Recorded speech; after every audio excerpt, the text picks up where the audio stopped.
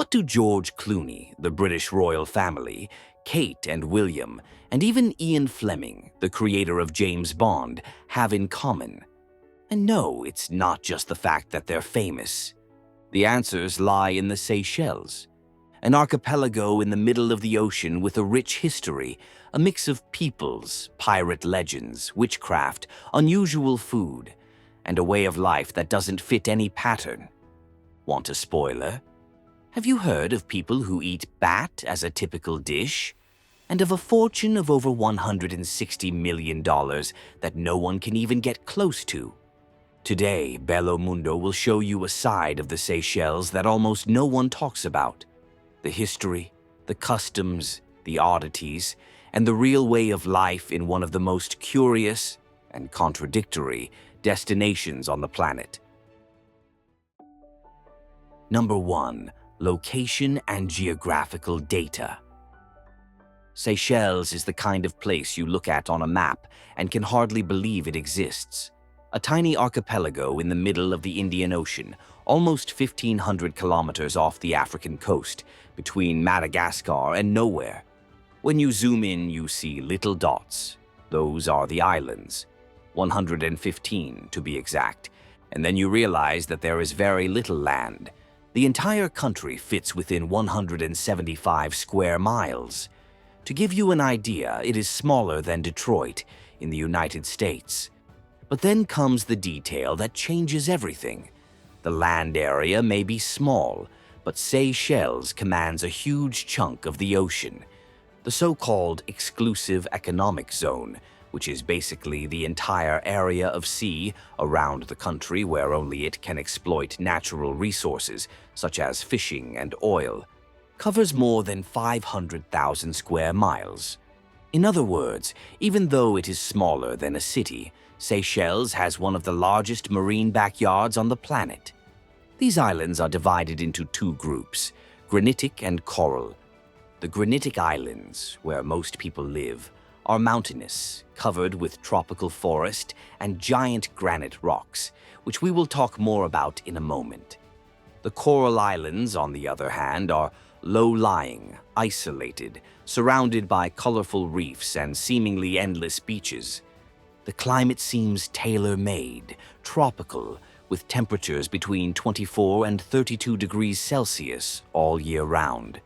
From May to October, it is windier and rains little. From November to April, it is the rainy season, but the showers are quick and gone before you finish your coffee. And here's something curious. Because they are close to the equator, the Seychelles are almost never hit by cyclones. It's as if the place were in a natural protection zone. Now that you know the geography, let's talk about history. After all, you can't understand the present without looking at the past, right? Number 2. History. The history of the Seychelles does not begin with ancient kingdoms or great empires. For a long time, these islands were just that, islands. Land in the middle of the Indian Ocean, with no inhabitants, no disputes, nothing. It was only in the 16th century that they began to appear on navigators' routes. Arabs were already crossing the region, but it was the Portuguese who left their mark. Vasco da Gama even mapped some of them on his way to India, but no one was interested in stopping there. Time passed until 1756, when the French decided to take possession. They planted a stone with the coat of arms of King Louis XV and named the archipelago after the finance minister at the time, Jean Moreau de Seychelles. And so the name was born. Soon after came the colonists, and with them, enslaved people brought from East Africa and Madagascar. The islands became an agricultural colony driven by coconut, sugarcane, and spices. Napoleon even used the territory as a prison for political opponents. In the 19th century, the British took control. In 1814, Seychelles became part of the British Empire.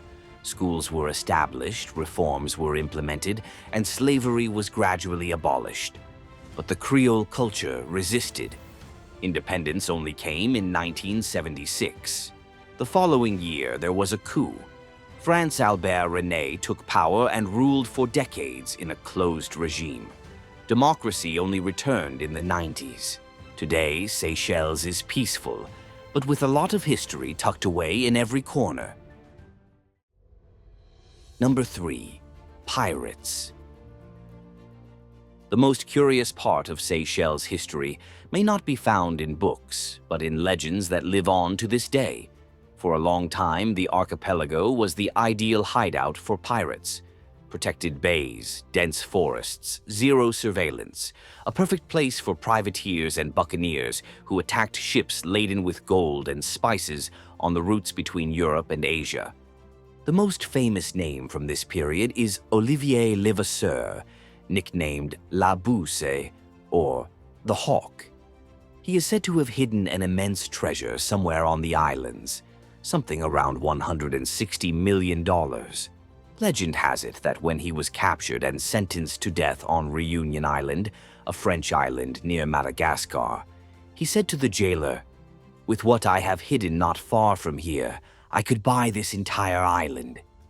On the day of his execution, with the noose already around his neck, he threw a piece of paper into the crowd and shouted, "Find my treasure, whoever can."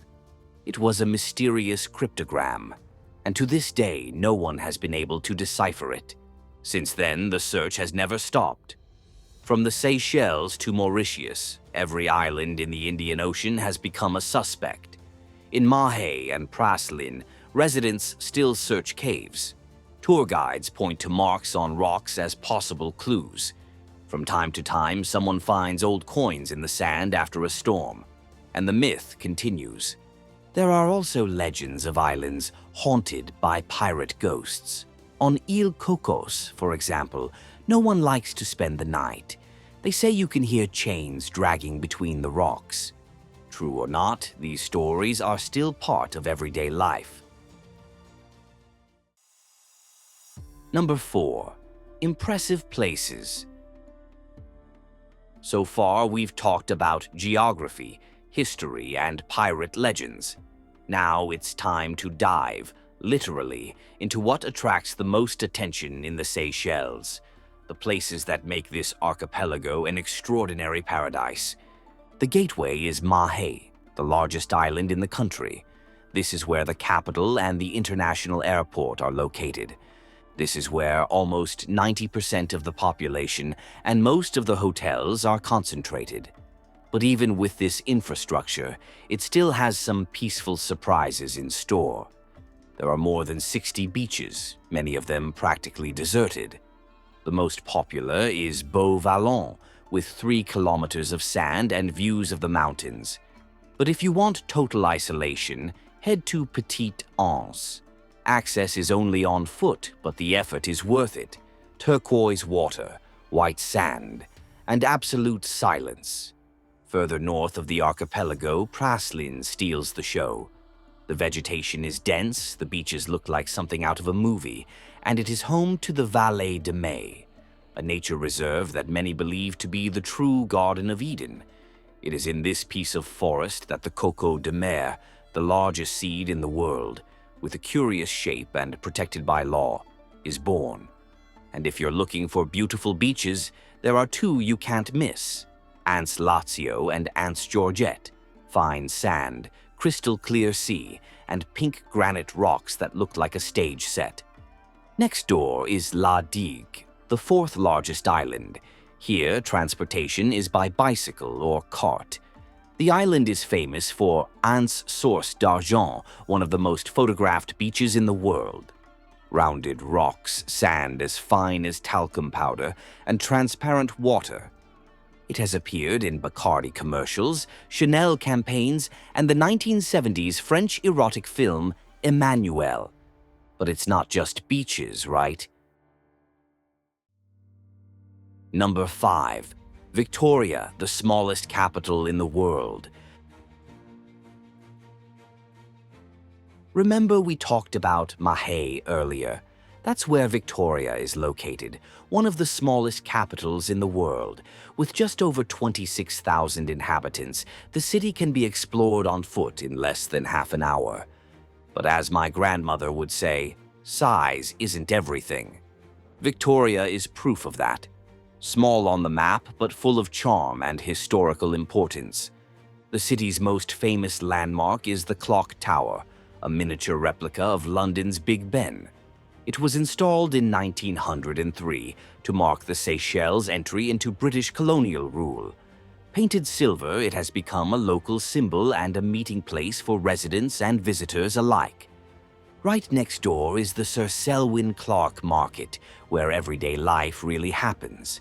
In the morning, fishermen arrive with fresh fish, farmers sell tropical fruits and spices, and artisans display pieces made from coconut, shells, and wood. On Saturdays, there is even an auction of tuna and swordfish among restaurant owners. It is lively and full of the smell of the sea. A few steps away, the National Botanical Garden is an urban refuge. It covers 6 hectares of native plants, exotic flowers, giant tortoises roaming freely, and one of the largest collections of coco de mer in the archipelago. Simple, small, but with the soul of a big capital city. Number 6. Biodiversity. If there's one thing that puts Seychelles on the world map, besides its beaches, it's biodiversity. The archipelago was isolated for millions of years, which allowed species to evolve that exist nowhere else on the planet. And here, nature is taken seriously. Among the plants, the ultimate symbol is the coconut, or coco de mer, which we mentioned earlier. It is not just any coconut, it is the largest seed in the world, weighing up to 20 kilograms. The tree grows only on Praslin and Curieux, and the peculiar shape of the fruit has fueled local legends for centuries. Because it is so rare, each seed is numbered by the government and can only be taken with a certificate and payment. The price? It can exceed $500.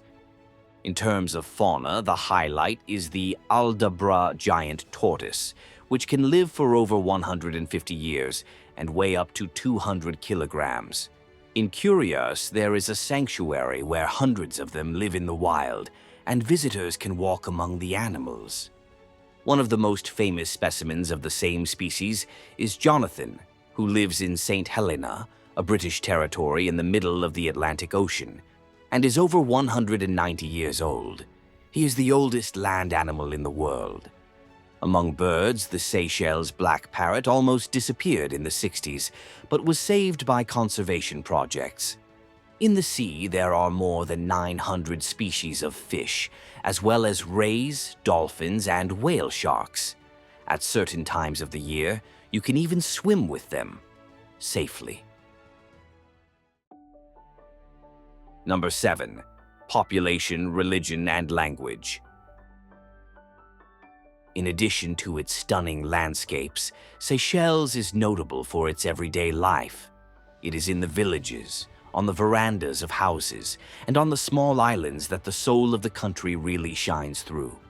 With just over 100,000 inhabitants, this is one of the smallest populations in Africa, and also one of the most diverse. The Seychellois people are the result of a rare mix of African, European, Asian, and Arab influences. Africans brought as slaves, French and British colonists, Indian immigrants, and Chinese traders all have left their mark. What emerged from this was a Creole identity that the locals call Creole. But here, being Creole goes beyond language. It is a way of life, of eating, speaking, praying, and relating to others. On islands such as La Digue, life still moves at a different pace. Bicycles and ox carts are the most common forms of transportation. Cars are rare and require a permit. The result is a quiet, clean environment with a feel of a past that never left. The typical houses, called Case Creole, are made of wood, colorful, and have large verandas. In the backyards, it is common to see fruit trees, medicinal herbs, and free-range chickens. Seychellois Creole, or Seychellois, is spoken by almost everyone. It originated from French, but has incorporated African, English, and even Portuguese words. Along with it, French and English are also official languages. In terms of religion, Catholicism is predominant, followed by Protestants, Hindus, Muslims, and syncretic practices. Plants, prayers, and amulets coexist with churches. And the most curious thing is that this mixture does not generate conflict. On the contrary, there is a real pride in simply being Seychellois. Number 8. Traditions. If we could sum up the spirit of the people of this place in 2 words, they would be celebration and lightheartedness. As we have already seen, the cultural mix here is strong and appears in everything, in food, beliefs, music, and rituals. And it is precisely these traditions that keep this identity alive today. One of the most striking is the motia, a dance of African origin recognized as Intangible Cultural Heritage of Humanity by UNESCO in 2021. It emerged as a form of resistance among enslaved people, danced at night, away from the eyes of their masters. The drums were heated over a fire, the beat guided the hips, and the verses spoke of pain, desire, and social criticism. The men played, the women danced, but the one who commanded everything was the composer, an older woman who improvised the songs according to the occasion. Today, Mutia appears in cultural performances, but in smaller villages it still happens the old way, with a bonfire, a hot night, and a circle around the drum. Another feature of the local culture is the grigri, a form of popular magic that mixes Catholicism with African traditions. Amulets, bracelets, leather bags with herbs.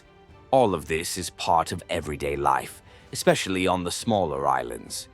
The most famous event on the calendar is the Victoria Carnival, which takes place in February. It consists of 3 days of parades, music, and troops from various countries. And then there are the histoires, folk tales that are still alive today, like the one about Sungula, the clever rabbit who always tricks the stronger ones.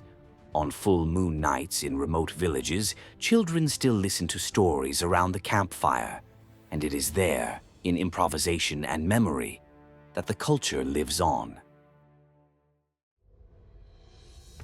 Number 9. Cuisine. Like the people and traditions, Seychelles cuisine is as diverse as its history. French, English, African, Indian, Chinese, all these influences have left their mark on the island's cooking. The result is a cuisine that is simple in preparation, but full of flavor. Rice is present in virtually every meal, almost always accompanied by strong sauces or proteins. It can come with grilled fish in tamarind, octopus curry with coconut milk, or rougail, a spicy stew made with tomatoes, onions, and garlic. Ginger, turmeric, and curry are widely used, and the pepper varies from mild to challenging. Coconut is used in various ways, in sauces, grated over savory dishes, in fish broth, and even in bread dough. The coco de mer, despite its fame, is not eaten. It is a seed protected by law and sold only as a souvenir with a certificate. Among the most commonly used fish are tuna, snapper, and jobfish, prepared simply without much embellishment. There is also shark chutney, a paste made with shark meat, lemon, and spices, and on some islands, fruit bat curry. The animal, which feeds on fruit, is cooked whole in stews or served grilled. The taste is strong, and locals often say it resembles a mixture of rabbit and game bird. Although unusual, the dish is still served on special occasions. Drinks also have their place. Vanilla tea, made from local beans, is common in almost every home. Among alcoholic beverages, the most popular is kalu, fermented from palm sap.